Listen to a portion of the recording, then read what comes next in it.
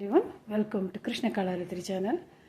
இன்றைக்கி நம்ம பார்க்க போகிறது கும்போணத்துக்கிட்ட இருக்கிற திருநாகேஸ்வரத்துக்கிட்ட இருக்கிற அந்த திருபுவனத்தில் அமைஞ்சிருக்கிற ரொம்ப அருமையான சரபேஸ்வர் கோவில் தான்.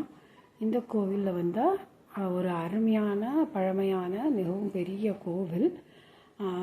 எந்த விதமான தடைகள் எந்த காரியத்துக்கானாலுமே இந்த கோவிலுக்கு வர்றது ரொம்ப விசேஷம். நீங்கள் வந்து பாருங்கள். வாங்க நம்ம வீடியோக்குள்ளே போகலாம்.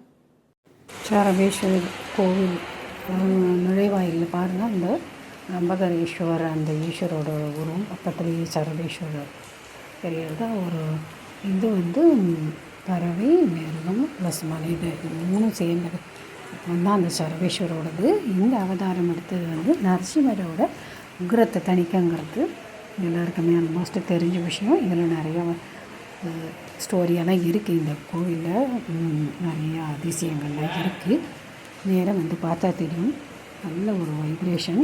இதுதான் நம்ம நுழைவாயில். எவ்வளோ பெரிய பிரகாரம், நான் சொன்ன மாதிரி பெரிய கோவில், பழமையான கோவில். அந்த கட்டட கலையோட அந்த நுணுக்கங்கள் அழகுகள் இப்போ கொஞ்சம் புதுப்பிச்சு ஆகிருக்கு. பட் ரொம்பவும் பழமையான கோவில் இது.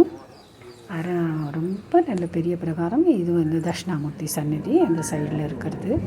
இந்த பிரகாரத்தை நம்ம சுற்றி வந்தோம்னா எல்லா கோவிலையும் இருக்கிற மாதிரியே இங்கேயுமே அந்த லிங்கோத்பவர் இருப்பார்.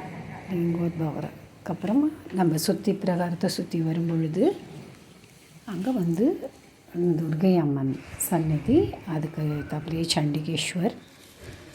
பட் நல்ல ஒரு ரொம்ப பெரிய அழகான அருமையான ஒரு கோவில். இந்த கோவில் எதுக்கு சொல்கிறோன்னா, ஒவ்வொரு கோவில் ஒவ்வொரு விஷயத்துக்கு விசேஷங்கிற மாதிரி தடை நீங்கிற கோவில், தடங்கல்கள் நீங்க பெற முடியும் இந்த கோவிலுக்கு வந்தால்.